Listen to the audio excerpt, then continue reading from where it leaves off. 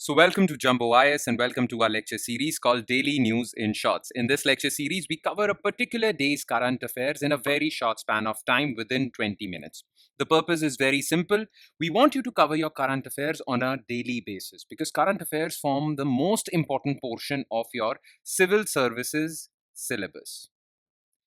Without current affairs, you won't be able to clear your UPSC exam or any other state civil services examination. And you need to cover current affairs on a daily basis. You do not have to create a backlog of current affairs because it gets very difficult to cover the entire year's or entire month's current affairs in one day. Okay, so cover current affairs on a daily basis. But we also don't want you to spend your entire day covering current affairs, okay? Because you need time for other subjects as well, like static subjects, polity, geography, history, economy, right? So you need time for other aspects of the UPSC syllabus. Therefore, you don't have to spend the entire day on covering current affairs. So to help you guys, we have come out with this lecture series in which we'll cover the entire day's important current affairs. Remember, important current affairs only. We won't be covering all news items, only those which are important from the perspective of civil services examination. And we'll cover the entire day's current affairs within 20 minutes.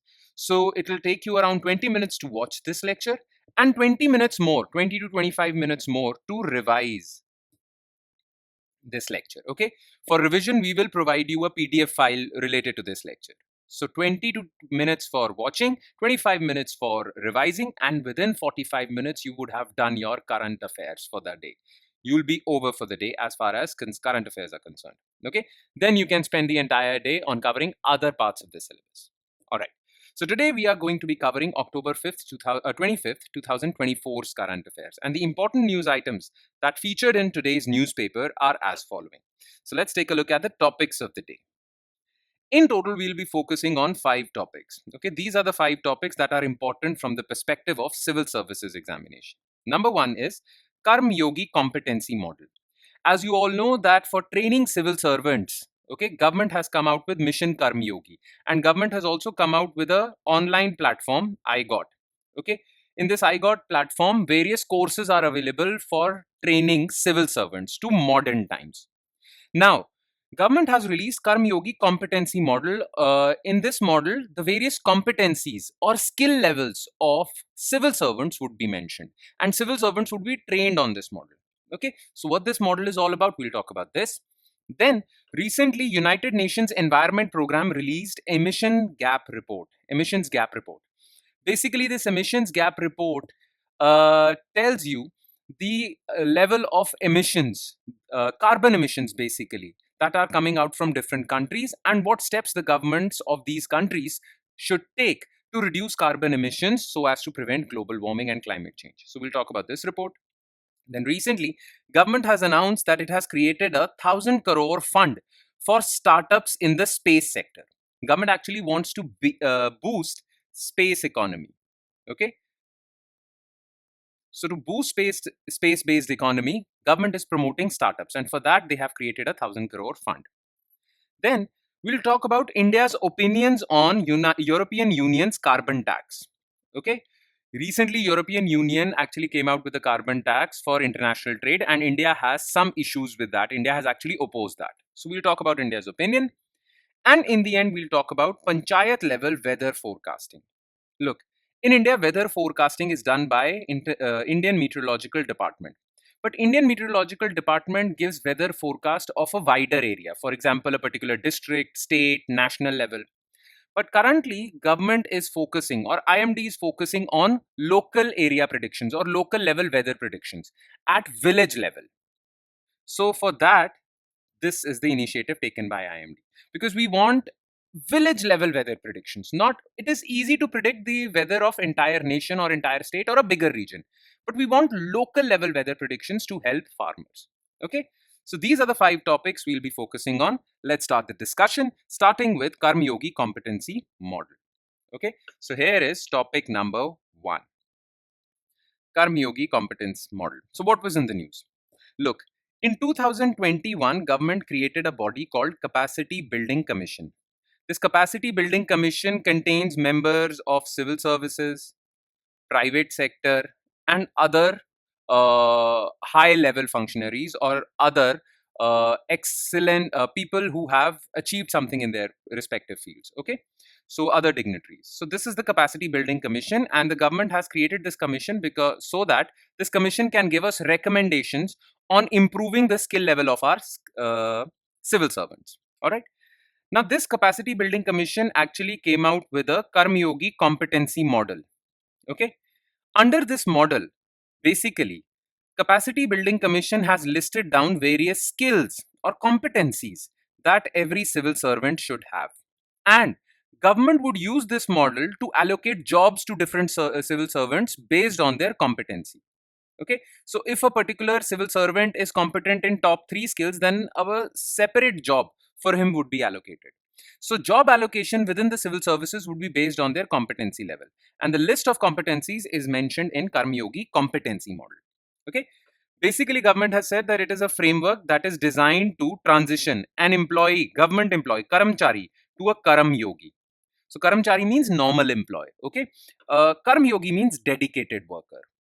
Now, this nomenclature or name giving is important because government wants that every civil servant should not only be just a civil servant. They shouldn't be just a government employee. They should be a Karmayogi, a dedicated government employee. Okay. The model aims to optimize deployment of officials to roles based on their competencies. Like I mentioned before, that the government would use this competency model to allocate jobs to different civil servants. Okay, work allocation would be done based on the competencies that different civil servants have based on this list. Okay, now to improve their competencies also, like these competencies mentioned in this model, if civil servants want to improve their competencies, different competencies mentioned in this model, they can attend online courses on the I Got platform. So government has created a platform, online learning platform called Integrated Government Online Training.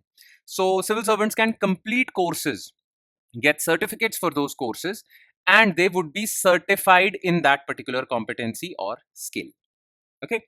Now let's delve a little deeper into the details of this model. Okay. What is this model all about? So this model basically consists of 34 competencies. Okay. So it contains a list of 34 skills that civil servants should have. 13 of those skills are behavioral, like leadership is a skill. Okay. Teamwork is a skill. So these are behavioral skills.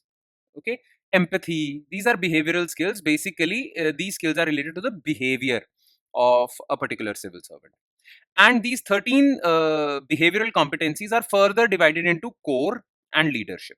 Core behavioral competency, leadership behavioral competency. Okay, the remaining 21 competencies are functional. These are related to the skill level of civil servants. For example, if a civil servant is skilled in data analytics, financial management, digital literacy, citizen centricity, policy architecture. These are different skills, job related skills. Look, these 13 are behavioral skills. These are related to general human behavior. But these 21 are functional. That means these skills would come in handy while working. If a particular civil servant is has a certificate on data analytics, well, then he'll be able to analyze data and make a better policy. So government would allocate data analytics related job to that civil servant. Okay, so these are functional competencies. Now, Prime Minister every now and then comes out with his Man Ki Baat speech, and in his Man Ki Baat he has talked about Karmayogi, Mission Karmayogi. So therefore this capacity building commission says that this list or this model, Karmayogi competency model, has given 4 resolutions for every civil servant. So it is based on these 4 resolutions that every civil servant should take. Every civil servant should resolve for Vikas, Garv, pride, Kartavya, that means duty, and Ekta, that means unity. So every civil servant should swear on these 4 resolutions, okay, and then learn about different skills. All right. Now, if a particular civil servant is lacking in any of the functional skill or behavioral skill and he wants to improve that skill, right? So he can go to the I Got platform that the government has designed where online courses are available. So let's talk a bit more about I Got platform. So I Got Karmayogi is an online learning platform designed to develop skilled civil servants who deeply understand Indian values. Okay. Currently, government has said, even before this new model, government has made it mandatory for every civil servant to complete minimum 50 hours of training per year on this platform. So already this platform is up and running, and every civil servant has to attend at least 50 hours of courses, 50 hours of training on this platform every year. Now, after this Karmayogi competency model, now what would happen is, as soon as a civil servant takes up an online course, completes it successfully, and gets a certificate, that certificate would be uploaded on electronic human resource management system. Okay.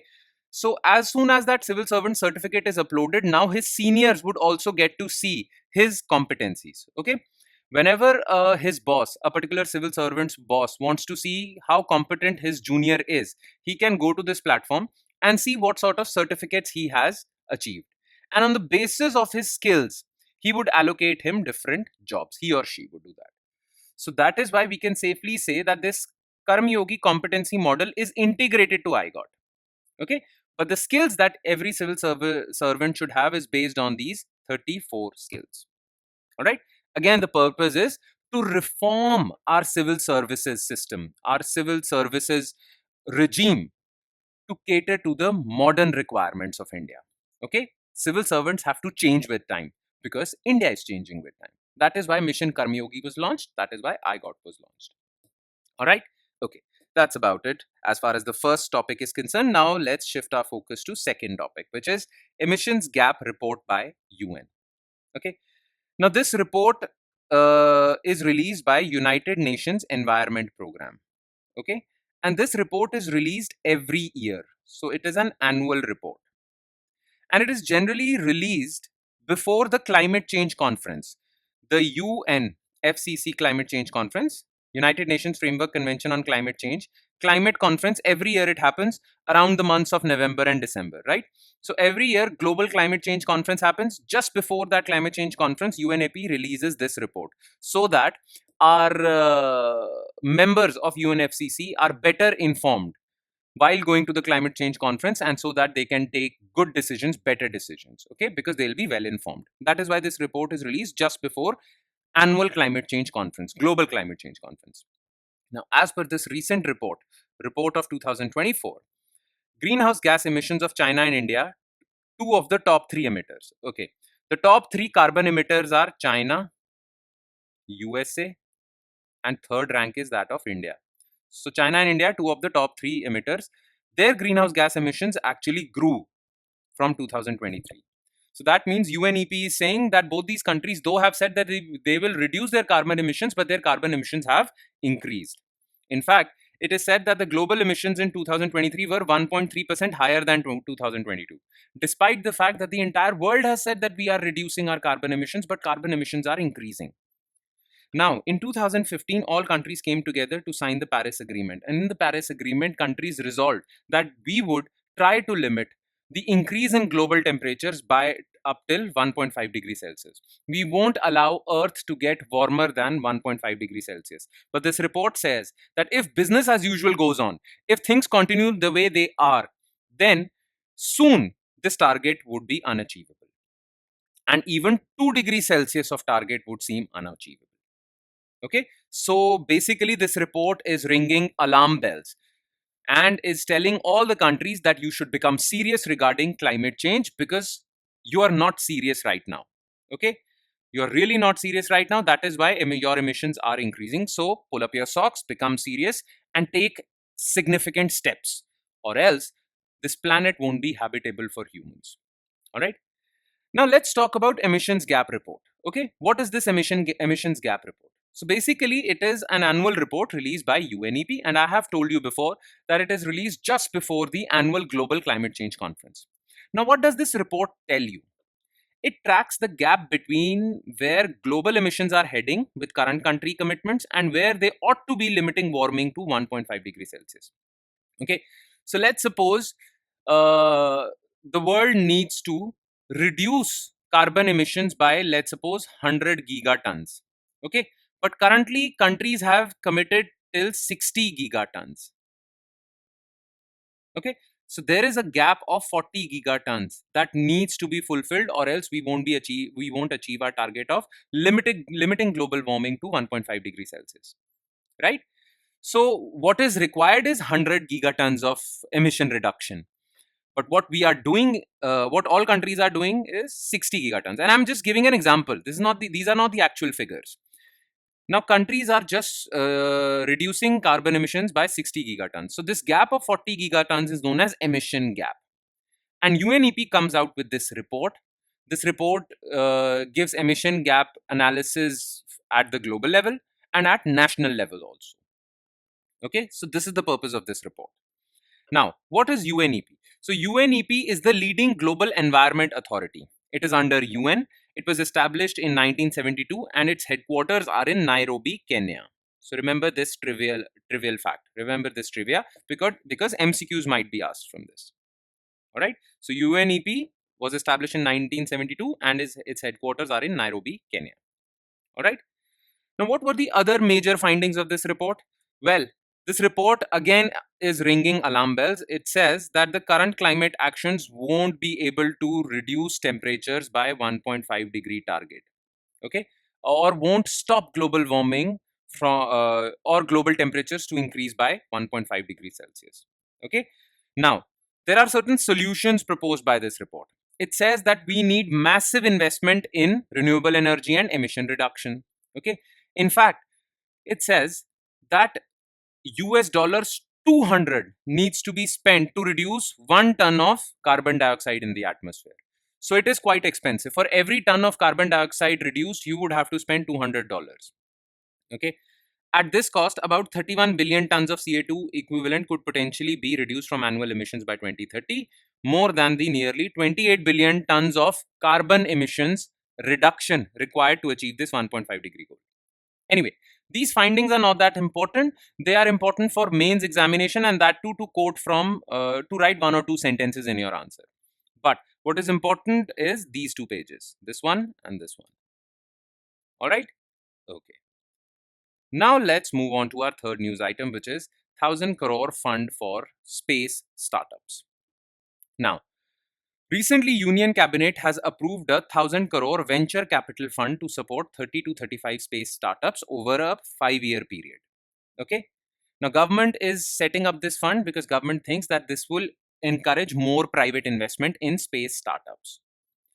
Now, you must have understood this entire paragraph, but some of you might not know what venture capital funds are. Now, many of you, I'm assuming, have seen Shark Tank, right? You have seen Shark Tank, where different businesses come and ask the sharks for funding. Now, those sharks who fund in new businesses are known as venture capitalists. Venture capitalists are those rich people who invest in upcoming businesses. And sometimes these venture capitalists pool their money. Okay, they pool their money and create a fund, and that fund invests in new businesses, which are called startups. Now, government also wants to be a venture capitalist, and that is why government has established this venture capital fund. Venture capital fund is that fund that provides equity funding, mostly equity funding, share funding for startups. Now, government has created this 1,000 crore fund to support 30 to 35 space startups. Again, the idea is that private sector is slowly and gradually entering the space sector globally. We all know about Elon Musk's SpaceX, Amazon's Blue Origin, right? So there are various private companies that are entering the space sector, and space sector has created a space economy of its own. Now, India wants to be a part of this space economy, and India wants to increase its share of space market. And that is why we are encouraging space startups in India so that India's space economy gets a boost, which actually supports jobs in India, which actually supports GDP in India. Okay, this is the thing. So this step is in line with India's vision of capturing global space market. Now, what are the features of this fund? Let's talk about this fund. So startups would receive funding between 10 to 60 crore. Okay, and only those startups would be given funding who have a proven concept, whose ideas are proven. Okay, so startups will receive 10 to 60 crore support from fund based on its stage of development, growth trajectory, and its potential impact on national space capability. The focus will be to invest in only those startups who have developed a basic proof of concept, who have an idea and who have proof to show that their idea works. Only those would be funded. Not every space startup would be funded. Currently, India has more than 250 space related startups. Space startups, I'm talking about. India has more than 1,000 startups, but 250 space related startups. But government would only invest in 30 to 35, and only those startups which have proven their idea. Okay, and shown that their idea can be taken to commercialization stage. They can make money out of their idea. Okay, so initially, now this 1,000 crore fund is for 5 years. First year, government would deploy 150 crore. Then for the next 3 years, 250 crore each, and in the end, government would spend 100 crores. Okay, for the next 5 years, government aims to nourish and develop these space startups. Now, what would be the benefit of this scheme? Okay, how would India stand to gain out of improvement in India's space startup ecosystem? First of all, if space startups improve in India, then that would lead to more jobs, especially manufacturing jobs. It would create India's manufacturing capabilities, and it would lead to training of new space professionals. Plus, it would also lead to innovation. ISRO would get innovative launch vehicles, innovative rockets, innovative satellite components, because these startups are known for innovation and path breaking new ideas. All right. So, this is the thing. All right. And plus, India can also export its space hardware and services, also space based services. So, it also has export potential for India. Right. Okay. Now let's move on to topic number 4, which is India on EU carbon tax.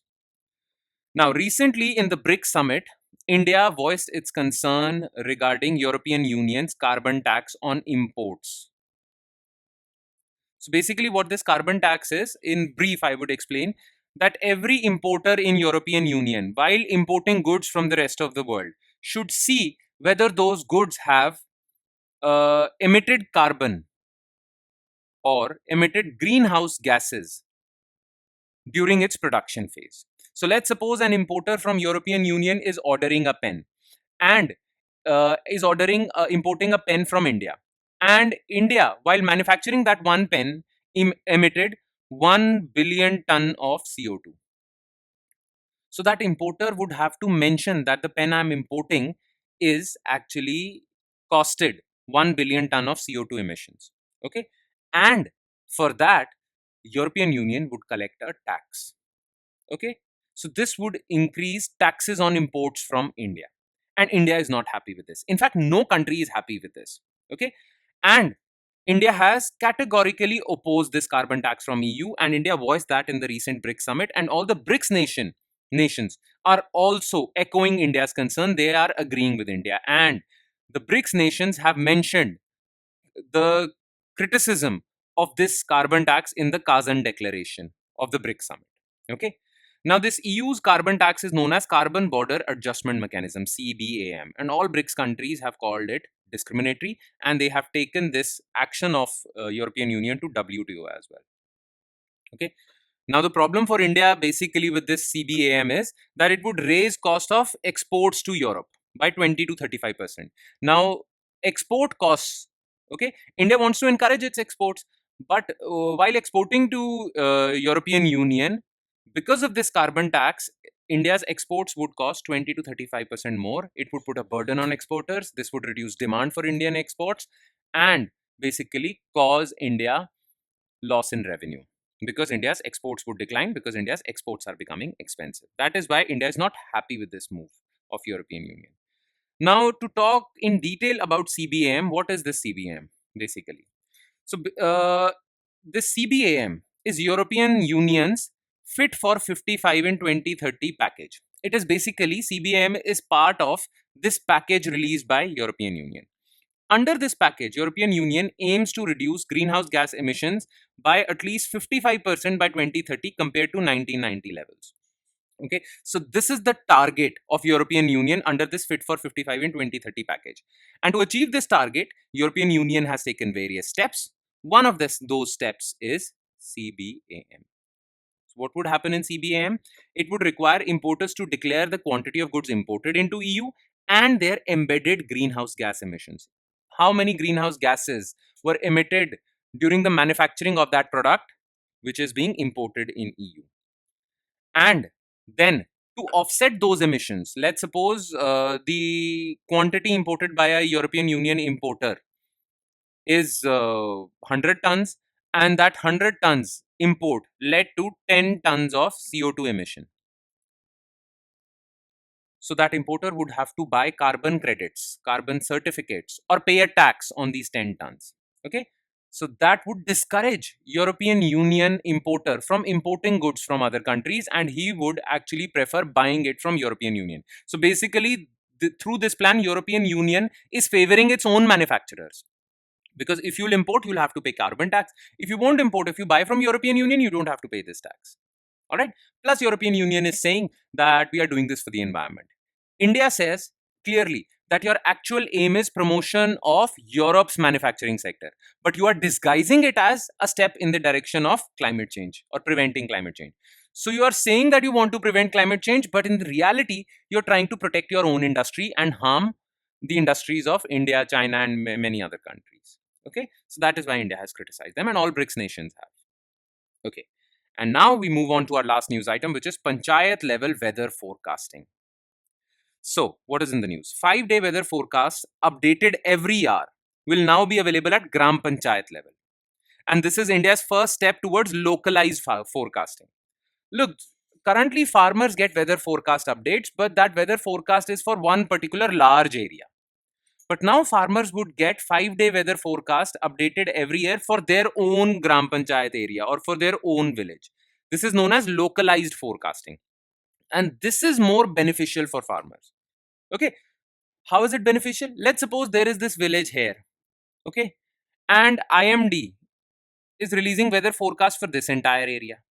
Now, IMD might say that this entire area will receive rainfall of more than 100 mm, 1 centimeter in next 1 month, okay, but that entire rainfall falls in other villages and not this village.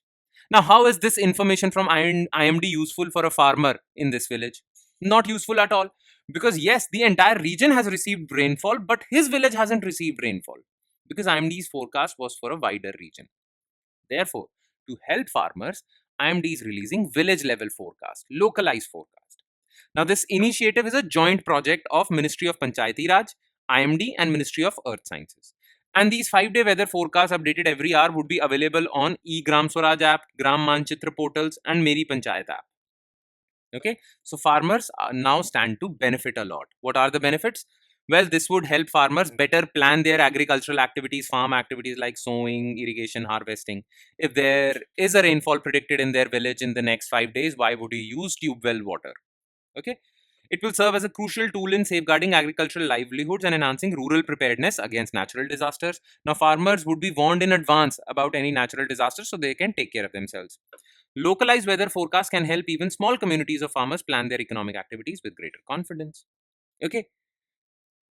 Now, IMD's localized weather forecasting. Look, currently IMD has the capability of forecasting weather up till an area of 12 kilometer by 12 kilometer. But IMD want to make it more localized up till 3 by 3 kilometer grids and eventually to 1 by 1 kilometer grid. So hyper local forecast. This is what IMD wants. Okay. So everyone would get hyper local weather forecast. Okay. Now, the panchayat level, Gram Panchayat level weather forecasting by IMD would be done in collaboration with Ministry of Panchayati Raj. There are around 2.55 lakh village panchayats for which IMD would provide localized forecasts. All right? All right then. That's about it from today's lecture. Thank you so much for watching, everyone. And I hope it has added value to your preparation. In fact, I'm sure it has added value to your preparation. But how can you be sure of that value? Well, you have watched this lecture, but now you need to revise it. So what you need to do is download the PDF file for this lecture and start revising what was discussed in this particular lecture. Where can you download this PDF? Well, you can download this PDF from our Telegram channel. And the link to our Telegram channel is provided in the comment section just below this video. Okay, so click on that link, you'll be taken to our Telegram channel, and from there you can download the PDF file for this lecture. All right, on that note, I'll be signing off. Thank you so much, everyone.